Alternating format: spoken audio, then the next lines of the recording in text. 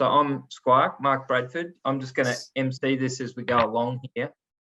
So can everyone just keep your mics off? But I think when we get to the discussion points, chuck your questions in the question box, and then we get to the discussion points. We'll get everyone to sort of undo their mics so that you can ask your question in your own language. So I'll just introduce Alex. Was with Telefonica, and I first met him as a part of a boat purchase. He came with a boat, which was a great purchase. And then we've worked together for a long time now. He's a naval architect, quite a good bowman, but now he's a navigator. So, and you know, I mean, I think that for Alex, we're just at the beginning of his journey as a navigator. So, you know, I think this is just a good opportunity for him to talk through how he looks at it and then get some feedback from other people. And then secondly is Cos, who is our strategist. Cos is a sail maker. I first worked with him 35 years ago as a sail maker. I think I was 15, yeah. And at Hood Sailmakers, and you know, he's managed various projects over the years. I think most of us have sailed with him. He's you know, pretty sort of a part of the fabric in offshore sailing, particularly in Australia. And you know, those that have sailed with him know that he brings a lot, especially when the lights are out. So the concept of this conversation was a lot of people, when we got to Hobart, were sort of saying, well, you did a pretty good job of that. How'd you do it? And so I said, well, why don't we get together and just have a fireside chat about it, and maybe we can all learn something just in the approach that went into it. The concept is we run a navigator and a strategist, just so that there's always someone that takes responsibility for the decisions in on watch state, but they don't participate in the general watch, so they just run their own watch, and then the watch captains go to them for information along the way. And then one thing we really tried to work on this year is something that I saw Stan do a while back, 2011, when we won on Loyal, and that was just to break the race down very simply into every hour and do a run sheet based on every hour with milestones. The importance of that then feeds into the crew for when you're stability sailing, everyone's got to be on deck, when you're likely to be having a sail change. In the 100-footer, it takes about half an hour to change the sails. So it's about really alerting the whole team from before the race in what are going to be the hotspot hours, minutes along the journey. So that was sort of my overview of how we got here, and I'll hand you over to Alex and Cos, and they can sort of talk you through it. Chuck your chats in the side there, and then and of course we've got Will Oxley here sort of presiding over these proceedings. And Will, if you see anything that you'd like to talk to, just jump in. Okay, hang on, I'm just working out what I'm doing here. Red chain. Sorry. Right, share screen.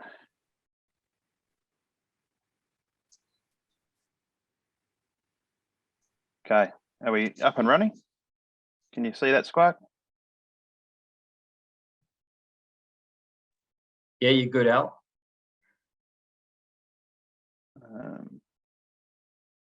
Over there. Okay. No, we should have had that slide up probably when we were talking, Squark, when you were introducing us. Anyway, it's going well. Yeah, I think Squark filled you in pretty much where we, or how we got to be here. And you know, Cos has been doing this for a long time, and I'm sort of been doing a lot of races, but it was, you know, still fairly early in the navigating. So when we decided to do it this way, we realized we'd need a bit of assistance in the preparation side and getting everything ready. So we decided to build a bit of a team to to take some of the weight off Cos and I in the preparation side.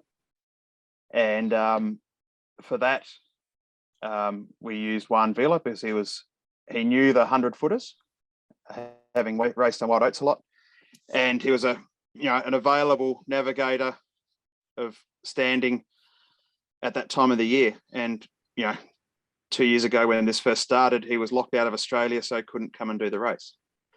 We also added a weatherman who isn't a sailor but has done a lot of sail forecasting, and we also got the information in from clouds as well as anyone else we could talk to along the way, like Will or anyone doing the race. We'd be picking their brains. So we sort of built that team early on, and then really early on we just were doing our general look at the systems and how they were timing and developing up the coast, spotting anomalies that were reappearing, and how they were working. Cos is very big on looking at where the highs and lows are and the strategy around them, and what the focus of the race was going to be. Was it a high or a low, and how we had to approach that scenario. Obviously, as the race went on, that the preparation got more, and Cos and I were talking a lot about how it was developing and the information we were getting from the other guys we were using to and how it's forming in reality, and working on what information we could rely on during the race, based on the research we'd been doing. And I mean, as a side here, I guess the big thing we did that was a lot different to a lot of people was we went inshore down the New South Wales coast, and it was probably about 3 days before the race we really seriously started looking at that, and it popped up as an option we could do. And about from then on, we were putting a fair bit of time into it, because we figured it was something that could possibly suit our boat better. Cos, you got anything? No, not really. That covers basically the process we went through.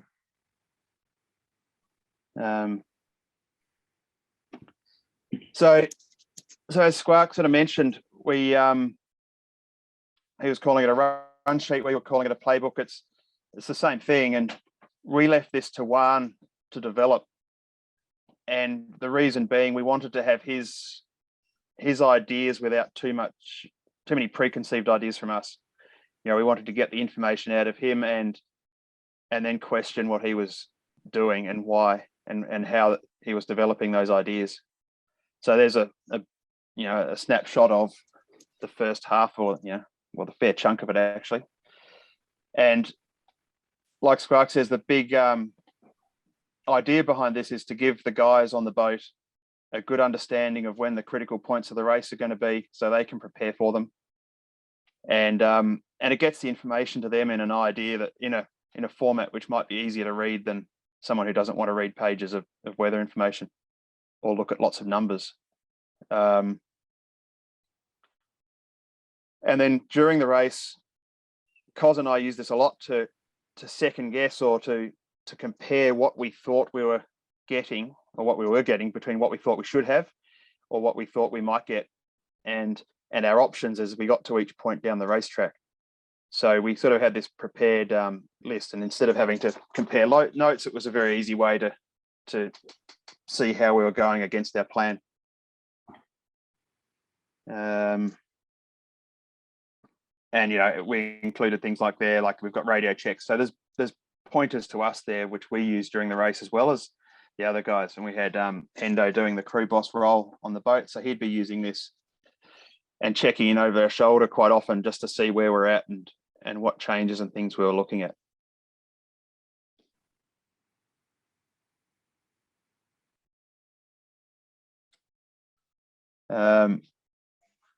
And sorry, with that play, but we're probably getting that. It was probably about 3 days out, I think. It was when Juan started sending us versions of that that thing, and he just developed it as it went and as the weather changed. Once again, we were talking through a lot. with the other guys on board, and also outside input, and getting our forecast input.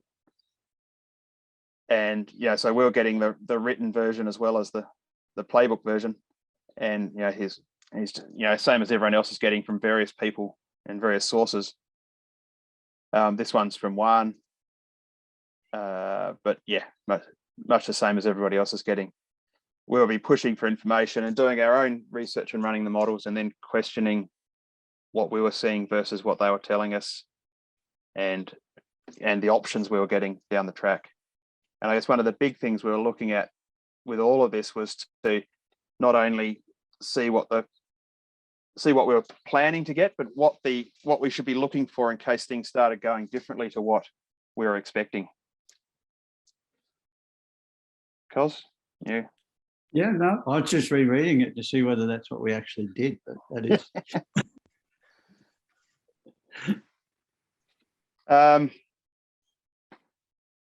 So from there, we started really disseminating down into the information we needed during the race. And, in the last few days, a big one, as Squawk says, that on the 100-footer, the sail changes take about half an hour. And the sails are big and heavy, take up a lot of space and weigh the boat down. So we really push hard to carry the bare minimum of sails. And through that, we need to get the information out to the sail trimmers and making sure that they're getting the information they need to make those decisions. So that we had quite a large meeting on Christmas morning with everyone where we went through that and talked over our options. And, we're giving the percentage numbers of time in each sail and each point of wind. Because, for example, the biggest decision we had here was the J1, which is the only hanked sail we carry, and the time frame in getting that from inside the boat to in the air is massive. And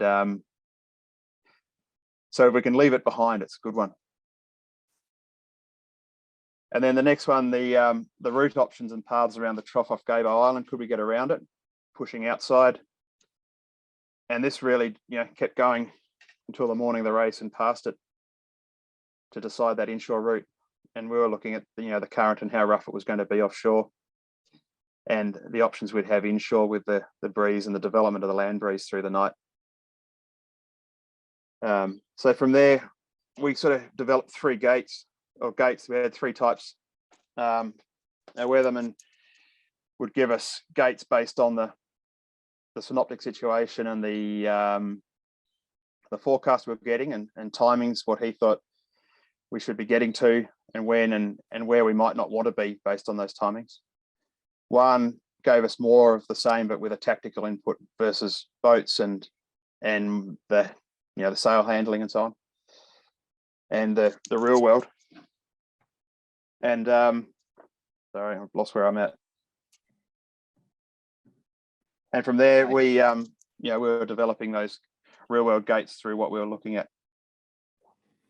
We then, when we were sailing, had two variations, and they were the very committed gates we had, i.e. off Gabo, where we were running on the wind shift and the current and the setup for the Tassie coast, and northeast Tassie, where we were depending on that high formation off Eddiston. And then we had a moving target waypoint, which we're regularly updating for the guys to steer to. And this generally wasn't that far ahead. It might have been 30, 40 miles. So it was giving the guys a number that was coming down so they could easily see progress, and we had the ability to change it based on what we were seeing and what we were thinking was going to come up next. Do you want to pause there, Squawk? And yeah, well, why don't we, so the first bit of this is sort of about preparation, and then you touched on the gates or a moving target waypoint, which I know from being in the speed loop, the waypoints and gates is really effective way to keep the boat going the right direction on the deck. Should we go to Will and see what his thoughts are up to this point on preparation? I mean, preparation's a hard thing because a lot of the guys are amateurs, and it's, as you can see by the amount of work that went in here, it's about time and being organised. Will, got any comments to this point? All good. it's not a very nice spreadsheet, is it, when you look at that upwind spreadsheet? No. I think it's very sensibly approached. I find myself thinking about the current, which hopefully we can discuss a little bit later. In my debrief, the current was the most interesting part of the debrief for me, but perhaps you'll cover that and then I can talk about my thoughts about that. But otherwise, very good. I think the run sheet / playbook is a very good idea that people will be picking up on if they haven't already. Anyone else out there got any thoughts on just preparation and time and run sheets and that sort of stuff? I guess on Whisper we do pretty much the same thing. In fact, it looks very similar. We also had Chris Bedford that we got weather information from. And we kind of started planning this sort of how to manage the boat and the crew expectations from probably Cabbage Tree onwards, actually. So we'd been doing it for quite some time before we got to Hobart. And I guess what was interesting, and probably Will speak more to this, was that there was still a lot of divergence in the models a week out from this race. It really started to solidify in the last sort of 3 days, I think. But the current factor was quite interesting. And also looking at that prediction of the shift into the coast, we were keeping a very close eye on you. And obviously the 52 is behind us. And we had that in our run sheet. And that's where we went. We went back into the shore for that right shift. So just a couple of thoughts. Yeah. Yep. Nice, Michael. Okay. Okay. Do you want to go keep going, Al? Cozzy? Yep. Yeah, I guess so. As part of this, I mean, yeah, any questions or anything, keep them coming, because I'm for sure there's things we've missed out and left out along the way, and maybe things we didn't weigh as much as we are letting on. So, okay, so moving on to the race. Yeah, we were getting our final input for sort of up to half an hour from the start. I think we were like, the last time I spoke to one, Vila, was about midday or so. And, just getting those final thoughts down the coast. And a lot of time we spent in our preparation was comparing the models with the actual observations and working on what we thought the reliability and so on of as the observation stations down the coast.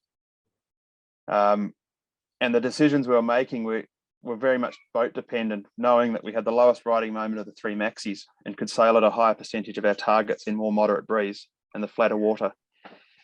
And going back to the current side, which I'll get to a little bit later, there are times where we'd push the current a little bit, looking for the shift, knowing we had the boat speed to push through a short bit on the adverse current. So everything pushed us. The boat and the ability of the boat was very much in our mind through this. So coming out of the heads, we were looking for a shift to allow the tack onto port.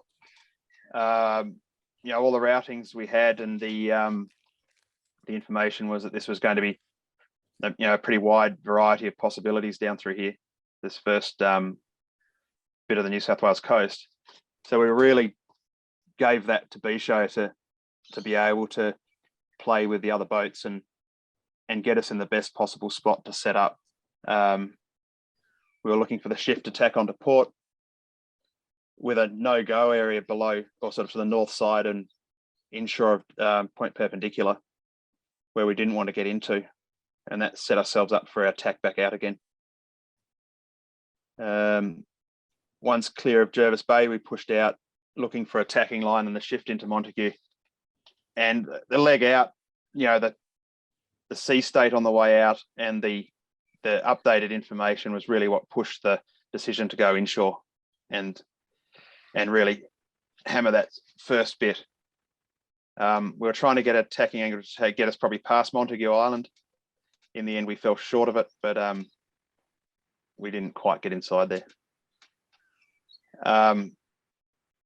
And Montague Island was really our limit.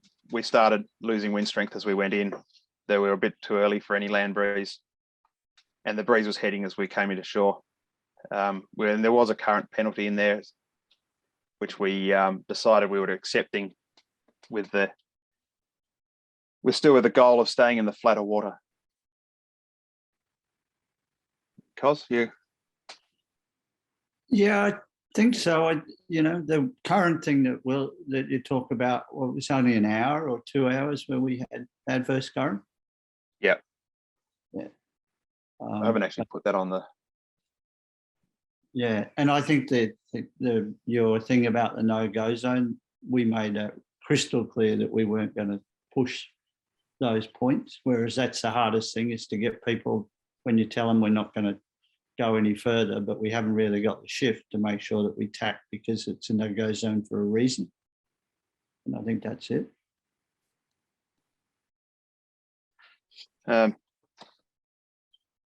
Okay, sorry. And then I'll just chime in quickly there. So another part of the decision in the sea state was, for us, in our thinking, it was an info tracker or loyal race, and they were upwind boats. So it was about minimising the loss, and we knew we had to just reduce the risk. And dropping a rig so soon before this race, we're all pretty gun shy of that. So that was a factor we had weighing into our minds. Probably not all boats would have had.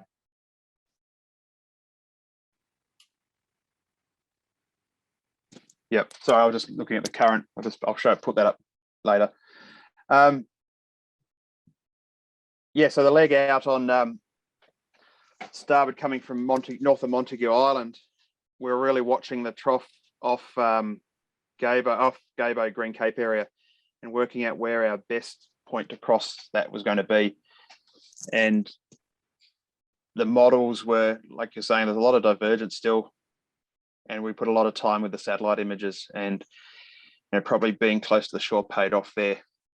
We had a lot of 4G coverage.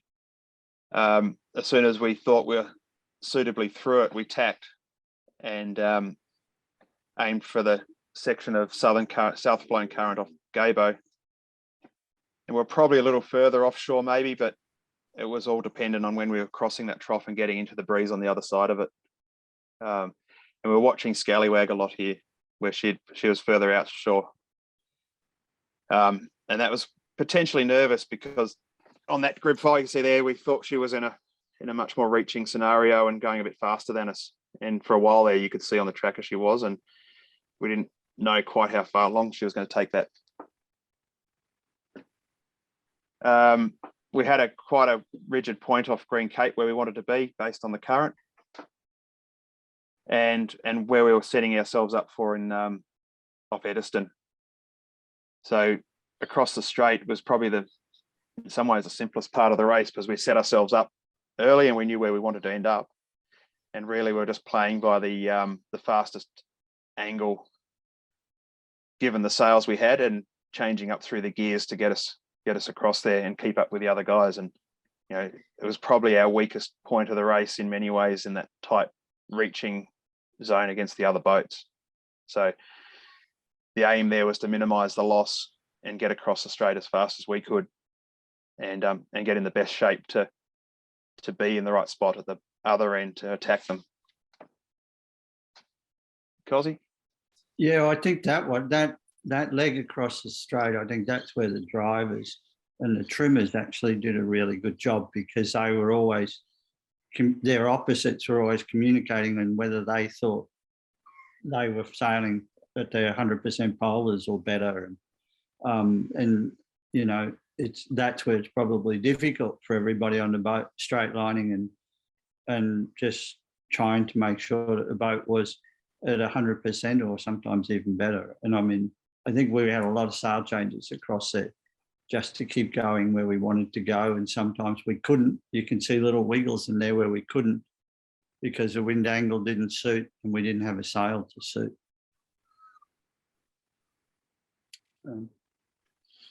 Yeah, so no. Okay. So Tassie Coast, we were really being dictated by the high that was forming off the coast. We discussed the options of going around it and staying quite wide, which in the end we discounted, and mainly due to the distance to get around it, and also the positioning of the other boats. We're all sticking together. We weren't diverging very much.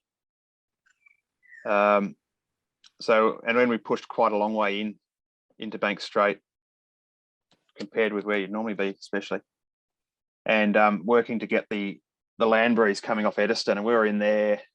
We're sort of middle of the night, early hours of the morning, and we started to feel the breeze and thought we had it, and then had to actually dig in again to make sure we got it before we came down the coast. Tassie coast, we were playing the shifts and staying between the boat and the mark, and providing the input, but really leaving it up to the B-show and the boys on deck to get us down the track. We had a light spot of Bicheno where we did a lot of trading of the position to set ourselves up between Law Connect and Tasman. And it was really here that at the bottom end, we weren't really finding any models that matched up with what we were seeing. And so again, there's a lot of looking at satellite pictures and the latest analysis to try and figure out what we actually had. And that was mainly showed up by the amount of breeze we had sailing in towards Tasman. We got round there with 15, maybe gusting of 20, where the forecast was potentially for a lot more than that for us. So the models and the satellite really showed us that we weren't actually going to see it. And sort of followed that further up the river as we got closer, looking at the satellite and the observations to figure out the last play. Cos? Yeah, no, that's it. That's probably a very glossed over discussion, and open for questions on where we thought, and also interested to hear from the other boats what was behind us and how that played out.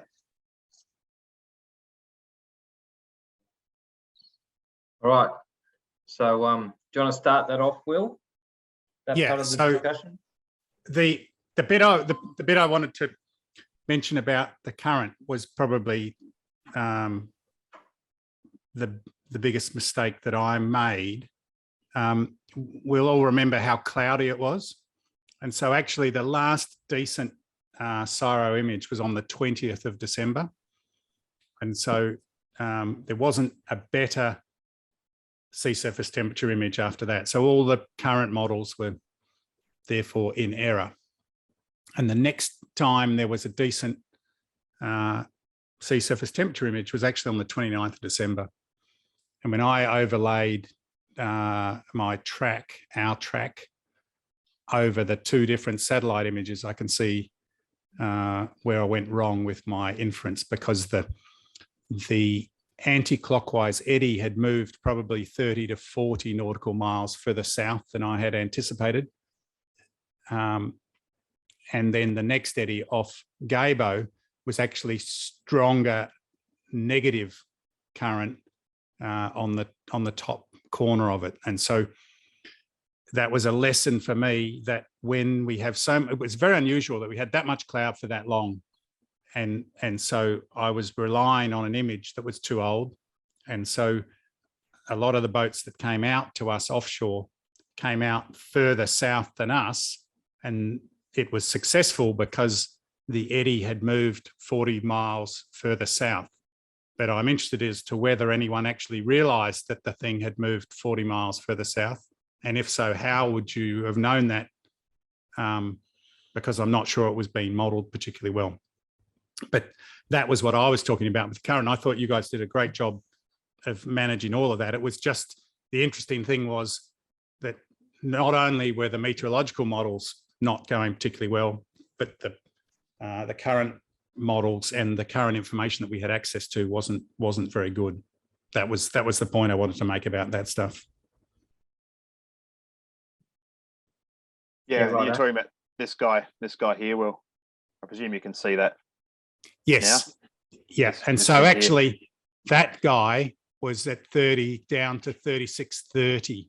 So another 30 miles south. Down here somewhere. Yeah. And so the guys that came out later, I was like, how are these guys coming out in such a good, so much better? It was, but to my estimation, it was because they had favourable current further south than I anticipated they were going to have it. But I'm interested as to whether anyone else had that viewpoint, because I don't have any data. But the 52s that came out to us will know that they had favourable current or not. Well, while we're in the 52 fleet, James, have you got anything you want to talk to on that?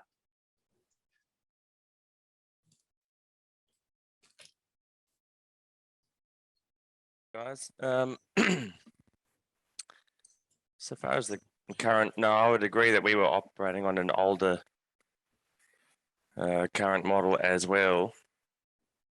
A large factor of our decision making coming closer to the shore was just the sea state and wanting to protect the boat, and then taking a lane out offshore when we could.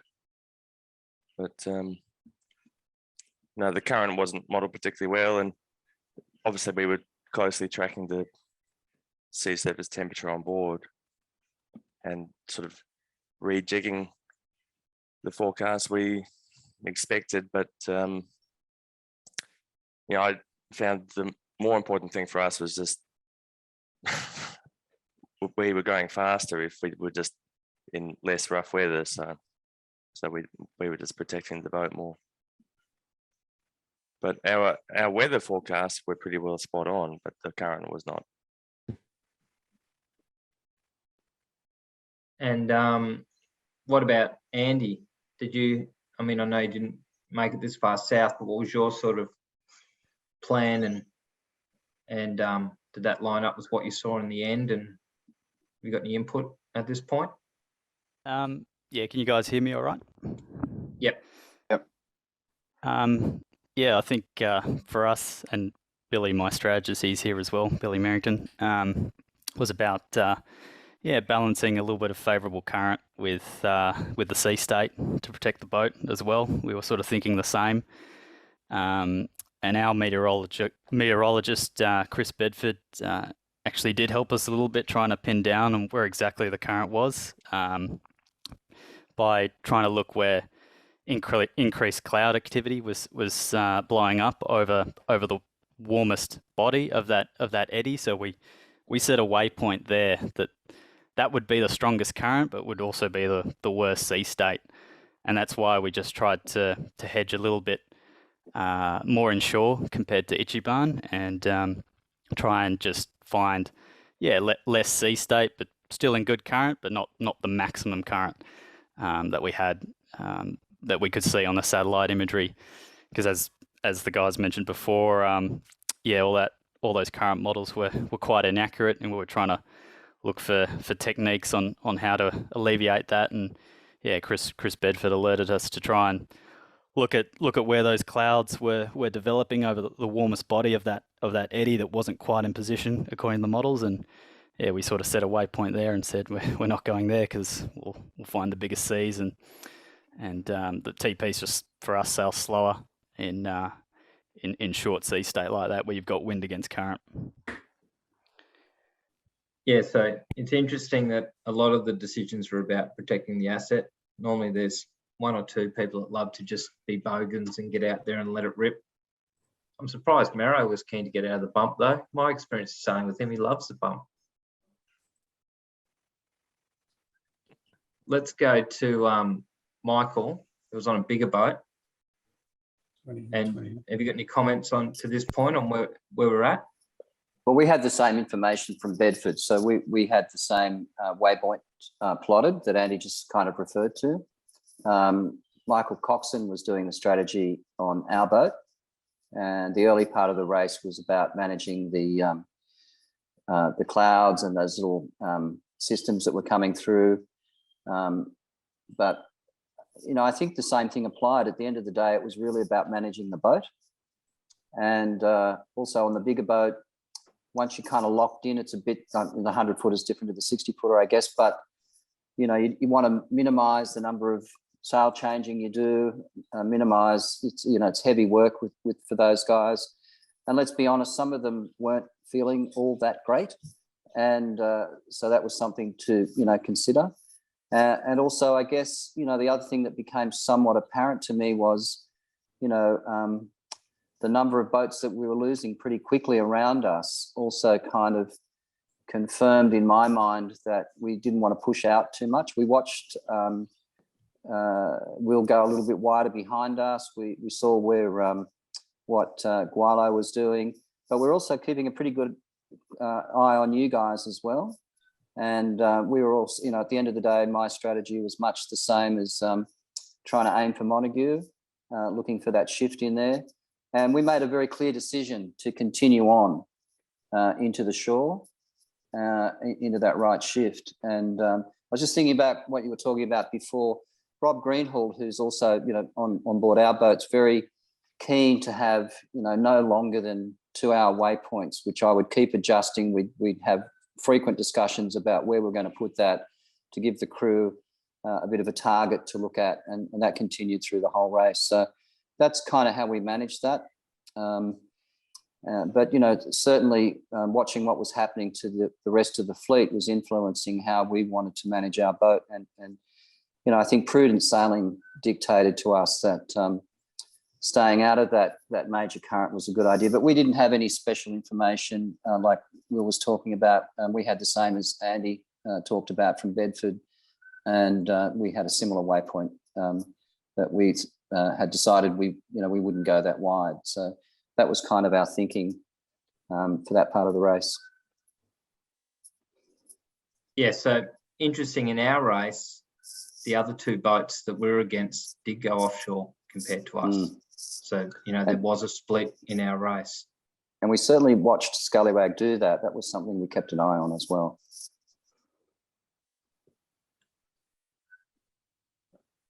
Okay. Yeah. I'll just, Will just sent I presume you don't mind me putting that up, Will? No, I thought I wasn't explaining it particularly well. I thought if I sent you the two images, you can see what I mean. So there you go, Will. Yeah. So the one on the left is basically the information we all had. That was the best current image before the start. And you can see that's our right, Ichiban's track. The one on the right, sorry. Yep. And then if you look, that was the first good image on the left. Obviously, most of us had finished by then, but you can see how much further that finger had extended south. And you can see the strong negative current at the top of that other eddy. So what that meant for us was we'd come out as far south as I thought we could come out. But actually, as it turned out, if you look on the left-hand image, the boats that came out later still had favourable current. And then the second negative aspect of it was that we got more negative current as we came into the anti-clockwise eddy off Gabo, because it had moved further north. So that was a bit of a mistake by us.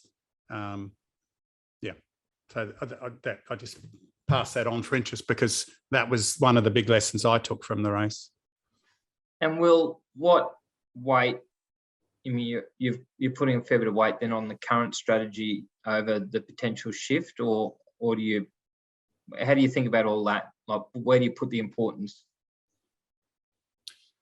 They're in the mix. The shift is obviously really important, but given it was upwind and we weren't going at high speeds for much of the time, the current had a significantly greater impact on the race. So that if we were really trying to set ourselves up to use the current, and we decided that it looked like it was going to be a small race until about a day before.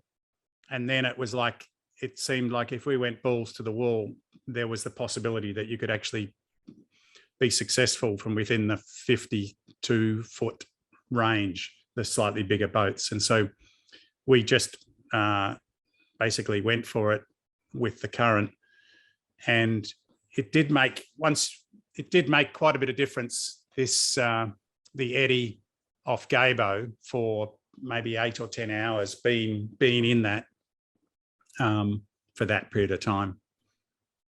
And then the other interesting part of the race for me was off Flinders Island. There were gains to be made if you went to Flinders Island, but then there was a massive lee wave trough off Eddystone for the 50-odd footers. And so at the time there, we did not go to Flinders because 100 miles down the track, we were going to get messed up by that lee wave trough if we did. And so it cost us in the short term quite a lot. And Celestial did quite a good job of getting out of there, but Quest didn't manage to get far enough offshore. And that really cost them massively later on. So that the other lesson there was that, as we've talked about, you still have to be thinking about it's managing the short-term gain and the long-term gain. And so we took the short-term pain there to try and make sure that we were set up for the long-term gain off Tasmania. And for 150 miles, it looked to me like I'd messed it up and Quest was going to smash it. And then just at the end there off Eddystone, they did get caught by that system. And so whilst the models were definitely not in agreement about what was going to happen, they were in agreement that somewhere there was this light air lee wave trough. And so whilst you couldn't be sure what was right, you could be sure that that was probably right. So that was the other big thing I took from the race. Yeah, right. So Al, in your presentation, it's just sort of discussion from here, right? Yeah. So do we? Yeah. We haven't really heard from the other people, JC or Peter on the call. Have you got anything, thoughts or anything you'd like to add? Because the concept here is there's a small group on this chat. It's been videoed and hopefully a lot of other people will see it just to spark their thinking. So if anyone's got any input or any comments they'd like to make, now's your chance.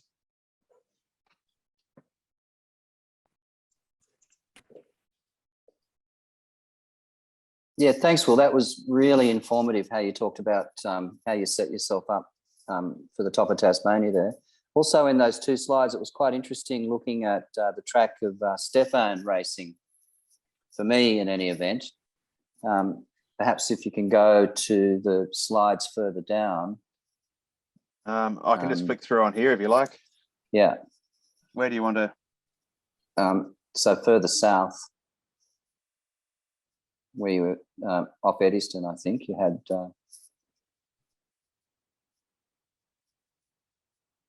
Yeah. So Stefan's the pink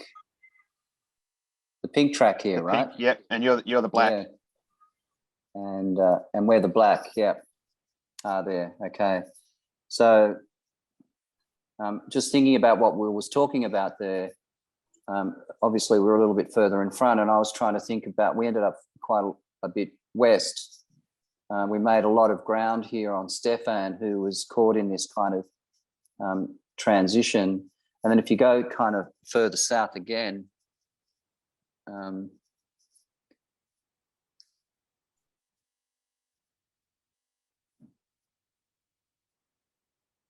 it'd be So interesting. area or... Yeah, if you can zoom in there, maybe.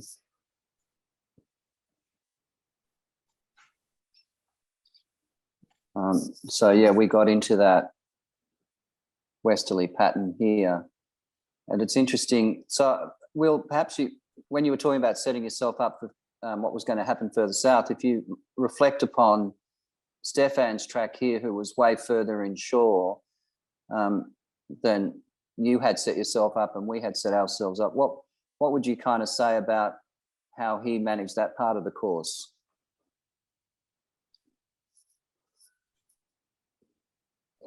Given that he was further south and the bigger boat. It's a little hard to say because depending on the size of your boat, the picture you see is quite different. So that there was the possibility to get through if you were faster, but the slower you were, the harder it was to get through. So they may have snuck through because of it's only 4 o'clock in the afternoon. But by the time we were there, it was dark, and it was quite a different scenario. And then if we go further south again, it really worked for you guys. As you can see here, where we got taken back out through that next pattern, and then I think we ended up actually overtaking Stefan as he sort of tries to manage this change. And you can see us gaining on him there. And I think then we pass him, we go back out into the next, through that transition into the next shift. But yeah, it was about timing for us there. I guess it's fair to say the timing didn't suit us, and it suited the 252s better. Yeah, time. I mean, there's obviously luck of the draw there, but you can see if you step back a couple there, Ichiban being the green, you can see when at the point there where we jibed or tacked probably. Wasn't any jibes in our race? Yeah, Tacked, yes, I think. Yep. Hideous. That it was a pretty. It wasn't favoured to tack at that point, but it was a clear decision that now was the time to go to the inshore route. And you can see as we went in there, and then you can see we basically stayed on the one tack, and so that curve was all on the one tack. Yeah, and if you just go back a bit in time, you can see Stefan made that decision, but it didn't kind of work for him, and we stepped out further and then made that decision to get onto the other tack, which was a little bit influenced by us compressing on him and you compressing on us behind. Yeah, so but he's done it at absolutely about timing. Yeah, he's done it at midnight, and you can, we were many hours after that. We didn't want to get anywhere near the coast at that point. We were trying to stay that deliberate distance offshore that we were. So that's midnight right through. It got very soft inshore that night. Yep, absolutely. One thing about inshore is Scallywag managed to get down the coast very well, better than I thought she was going to. Yeah, it's the red track down through. Yeah, just step back to the time when they went through there. Yeah, it was in the early afternoon. Yeah, it's daytime. 3 o'clock. Daytime. Yeah, exactly. Yeah. Yeah. So we were further out offshore. We had a very light spot out off Bicheno in here with Law Connect, and flapped around off there. Sea breeze enhanced. But he was. You got to remember, he was 2-3 hours behind us at that stage. So that's right. That's right. So he was 70-something miles behind, and so the doors just opened for him as he came down. Yeah, we go back to when he was making that decision. It's there's 10 o'clock in the morning. Yeah, and that. But I think going back to what Will was saying about adjusting the strategy, there was when we were approaching Flinders, we were adjusting our position because of our arrival time towards the coast as well. And that's just you just have to keep adjusting it. That's a very good point, Cos. That essentially at that point when we got hung up at Flinders Island there, I basically delete everything and start again. and go, I have to erase the thoughts I had about where I'm going to be and need to be, and I need to rethink it because the timing is different. So I deliberately sort of, doesn't matter what I was thinking and where I did think I was going, I have to redo it completely and assess with where we are. And I keep doing that until we are moving to something like the polar percentage, and then I can actually make a legitimate estimate of it. Because another hour passes where you didn't quite get the breeze. You have to just, okay, is it still what I was thinking I was going to do? Is that still going to work? So what information were you using for the Tassie coast? Because that's, we were all sailing in an area where we don't normally sail. So local or experience is was a factor. And on our boat, out of all of our guys, Alex and I were the only two guys that have seen that part of the coast. So, and then we were using, OBS limited, and then other bits and pieces. But that, I think, I guess Tasmania, that Tasmanian area part of the Hobart races, we really in the past have not had great information down there. Yeah, using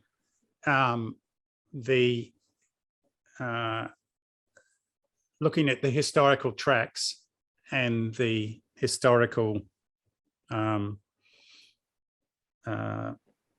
synoptic charts, and trying to find situations that look like that have happened in the past that might be similar to what's going on now. Yeah. And then looking at the historical gribs, the reanalysis gribs, and running through the previous tracks from old races with those overlaid with those historical gribs, but also looking at the synoptic charts, and it enables you to see what typically works in that situation at different times of day. What time were boats moving? So I pick key boats from different years and try to find years where the situation might be similar and what was happening in the daytime and what was happening at nighttime. And then I look at the observations, again, historic observations on those sites, and relate them to synoptic charts for a particular time. So if I might look at 2017, and that's not a good example because it was a nice downwind race, but I would look at the observation data as well as the synoptic charts for that year and see at what time of night did it go to a land breeze? At what time of day did it go to the sea breeze? And Will, is that a part of your preparation based on the long-term forecast, or is that a part of your, when you do your Control-Alt-Delete and you've got to start rethinking things? No, that's part of the preparation, but it's also part of the preparation for a place that I haven't been before. The Mexico coast or somewhere where I don't know much about it. I look at the observation data, I look at the synoptic charts, and then because all the YB tracks are archived, so you can drag them into Expedition and you can step through them and see who was gaining, and then it's like, well, what were the weather conditions and where were they when they gained? So that's all done ahead of time. But 10 days out, you get a sense of what it might be, and you can focus in on particular years that might be similar. So I think that's a good bit of input, because I know the thing that makes the Hobart race so good is getting that bit right. It's almost impossible. Well, I think I'll give Will a plug for his course there, because that's he spoke a lot about that, and I found that part of the course incredibly helpful. Will. Yeah, well, thank you. There and Expedition is making great strides even as we speak with new information that's going to be useful this year. So,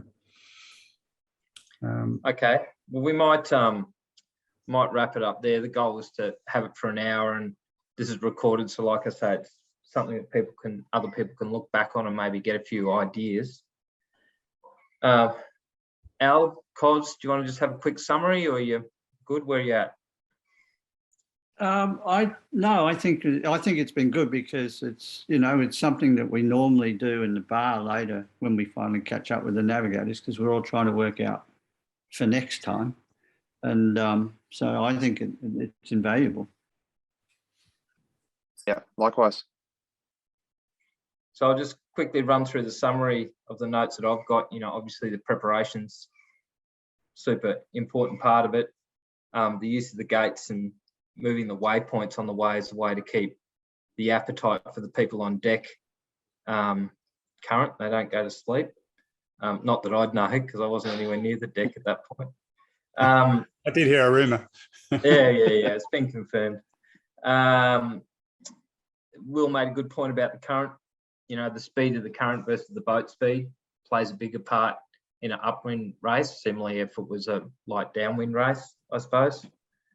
And then, just that last bit about the Tassie coast and a bit more on preparation. So that's kind of my summary. Thanks everyone for coming. I hope that everyone got something out of that, and we'll edit it up and we'll lose Will's stalled sales t-shirt from the beginning, and we'll get it out. Thanks very much.